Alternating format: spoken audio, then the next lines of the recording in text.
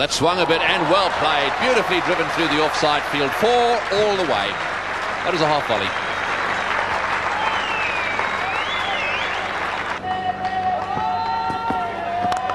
Oh, he's flayed that one through the offside. Take that. Magnificently driven. So Zimbabwe trying to lift the rate a bit. 15 without loss.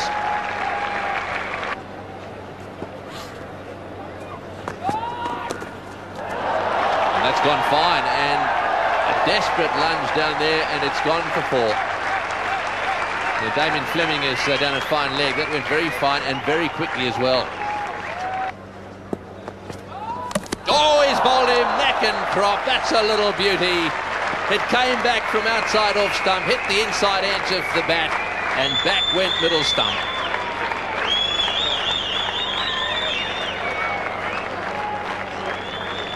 Well, this really is a beautiful delivery from Glenn McGrath. We've seen him getting the odd ball to nip back, and there again getting it to come back a long way, getting the inner edge of Grand Flower and knocking back the middle stump. 21 for 1 Zimbabwe.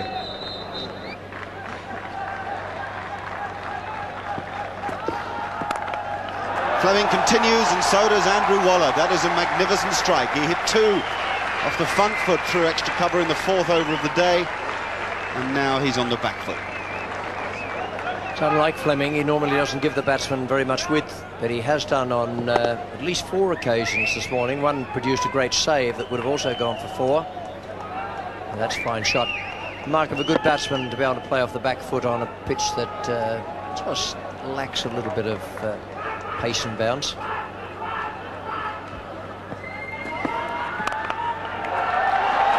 And that's beautifully timed. Just a little punch at it, and that's every bit as good as the one just previously.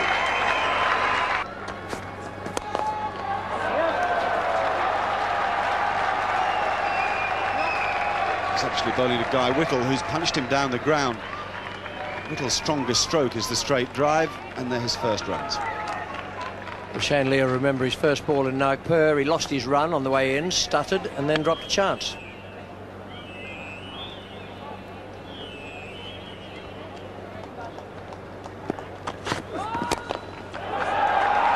It's well timed.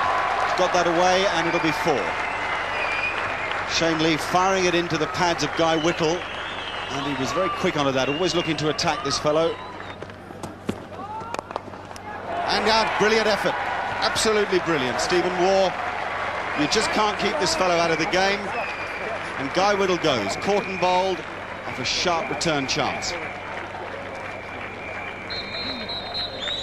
Just like shelling peas or picking an orange from Nagpur. It's 41 for 2. No, that's 4 more. That's the slower ball from Stephen Waugh, and this time Andrew Waller picked it, got it rather higher than Guy Whittle managed to do, and nothing that Damien Fleming at mid-off could do about it.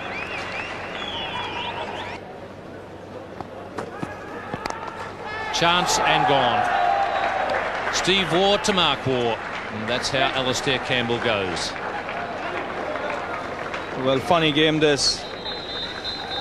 Campbell square cutting the previous ball for 4, and this one pitched up by Steve Waugh, managing Campbell here driving on the up, getting an outside edge and straight into the hands of Mark Waugh at backward point. So Zimbabwe lose their 3rd wicket, 55 runs on the board. That's a good shot. Not only got it past the infield, but he kept it away from Ricky Ponting on the boundary. 64 for 3. Wrongen and beaten. Well bowled.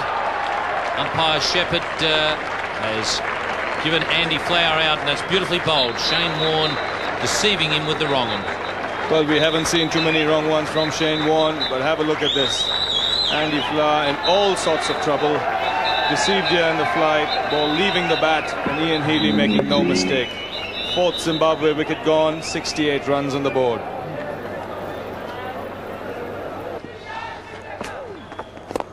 In the air and into the gap. Well, that's gone flying away for 4. Could so easily have gone to mid-on. There's also a mid-wicket hovering, but as it turned out, he picked the gap.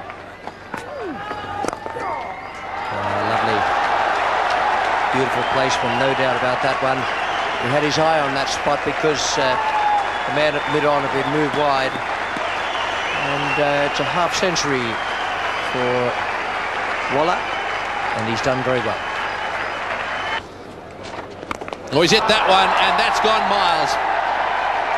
Way over the top. Fleming was hovering it down at the bottom, didn't know where it had gone. They may not get that one back. That is a huge hit. Well, that's got to be out. Yes, he's got him. That's well done. Healy going away there, and I tell you, it just seemed to me that the fieldsman at point may have created a bit of a problem for him. Looked for a second as if there was going to be a bit of a collision. As it turned out, there wasn't. Mark Waugh was in that position, and nicely taken by Healy. He really is good at getting out of the traps and following these. Now there's something for the sweepers of the world to think about. Oh!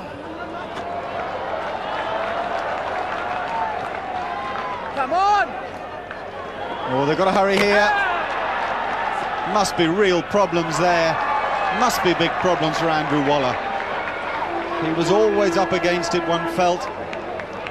And this would be a desperate disappointment. He's been the adhesive part of this Zimbabwe batting order. Let's have a look at it. I think he's gone. I don't know why he hung around at the non-strikers end for so long. He was there for an age before he decided to go for the second one. On to the slower ball. Now Fleming bowls that very well.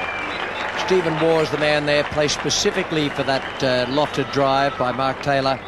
And Fleming has held it back beautifully. It was a lovely piece of bowling. 7th wicket gone, 140 on the board. You'll see no better Yorker than that from a medium fast bowler. Some of the really quick ones will get it in like Wakar Yunus before the batsman has time to get his bat down. That one was beautifully bowled. 3 different changes of pace in 3 deliveries from Damien Fleming. Inside edge. Well, it's an absolute clinker.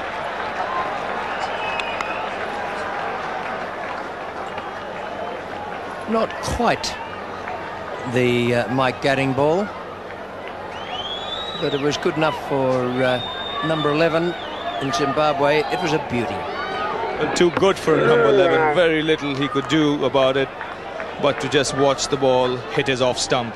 So the Zimbabwe all out, and this last wicket to a great delivery from Shane Warne.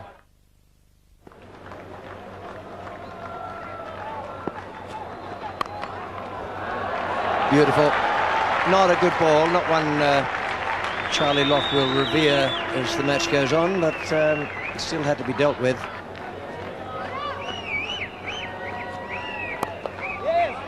And he's off the mark as well. Well done in the grand fashion also.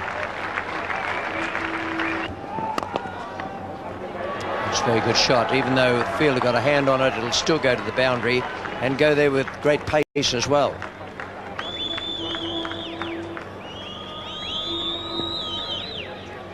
Made a nice solid thunk at the ball when it hit the bat, meaning that it's hit very, very close to the middle, if not spot on the middle.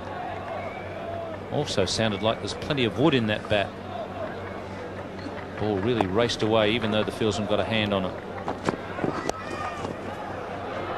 Nice stroke from Taylor. Beautifully placed and good timing. And it's 31 for naught.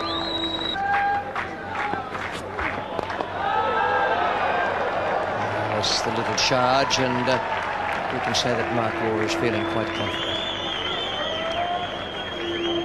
Yes, he's in very good form, Mark Waugh. Taking advantage of the field restrictions in the first 15 overs. Yes, I think you've got to look upon the academy as a finishing school. Most of the young cricketers who are going there are very talented and probably going to make at least first-class standard on their own. They perhaps just get there a bit quicker and a bit better prepared.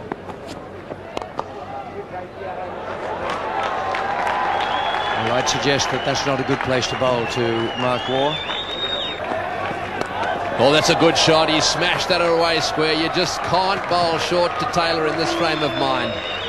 Well, I think he's playing very, very well indeed. His attitude at the moment at number 1 in this Australian batting lineup is to attack, and it seems to me that he's taking the lead. Well, Brian Strang just does not have the pace to trouble Mark Taylor with a short delivery, and promptly put away over mid-wicket. That's well played too, and that'll be 4. Forced away off the back foot through extra cover, and that brings up the 50. 9 runs off that over. It's 51 without loss. Oh, well played, beautifully driven, bisecting the fieldsman at mid-off and extra cover. His 6th boundary all the way along the ground. Well, no real effort in that shot from Mark Waugh. It's all timing, and he makes it look so easy. Foot to the pitch of the ball, lovely follow through. 4 runs moment it left the bat. He really is a class act, is Mark Waugh. That's nicely played. That'll go for 4. Yes, it will. And that's his 4th boundary, and that was beautifully played, really. Again, waiting for the ball and not trying to hit it too hard, just placing it very well. That's, I think, favourite at the moment. That's nicely played again. Beautifully struck. Don't run for that. And he's not. Caressed through the offside field for 4 again. This has been the feature of Mark Waugh's batting. Look how he waits on this ball. Doesn't try and hit it too hard. Just gets that placement right. There is a wide gap there between cover and point, and he bisected that beautifully. Mark Waugh has made 200s. Sheffield Shield competition against Shane Warne, so he's no mug against wrist spin.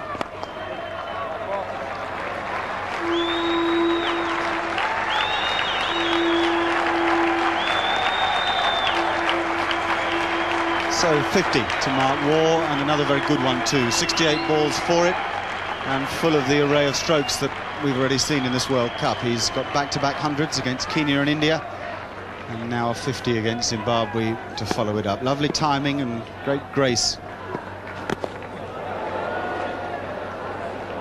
Well, he's pretty lucky to get away with that. It's a wild bit of cricket, a high full toss, and Mark Taylor with a sort of slash through the covers and an inside edge. The keeper didn't have a chance, and it's 4 runs.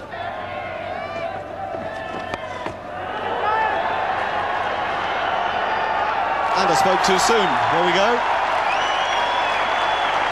Mark Taylor for the 2nd time in consecutive matches, pulling the ball away on the leg side. A little bit of extra bounce and maybe some skid off the surface from Paul Strang, but Tony Greig had been saying just 15 minutes ago how he was the most likely wicket taker, and why hadn't he been brought in earlier? There's all sorts of ways to get a wicket, and this is one of them. Nicely judged catch, and it's a family affair out there with Brian Strang taking the catch. And Mark Taylor out for 34 from 50 balls faced. It's 92 for 1 and drinks. There's plenty of turn there. There's no leg slip in for it, and it runs away for 4. It's a full toss, and it's well timed by Ricky Ponting. Thumped away down the ground without any bother at all. That's a beautiful stroke. Splitting the 2 men out at long on and long off. This is a very quick outfield. And 4 more.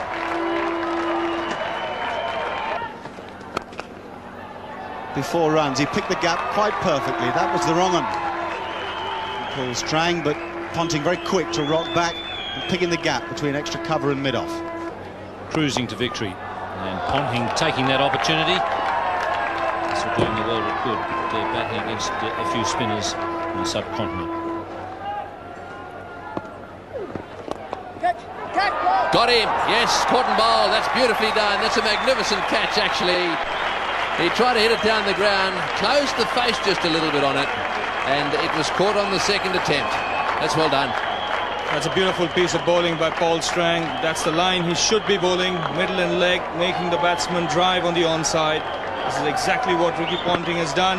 Not quite to the pitch of the ball, and a very good catch on the 2nd attempt by Strang. Australia lose their 2nd wicket, 150 runs on the board. And that one's played away on the offside, and it'll go to the fence for 4, and that is the end of the match. So the Australians winning comprehensively in this World Cup match against Zimbabwe. They bowled well, restricted the Zimbabweans to 154. Ponting right at the end out, caught and bowled, trying to finish it off for 33. At least he got a bit of a bat. And Steve Waugh, well, he was just out there for a little while.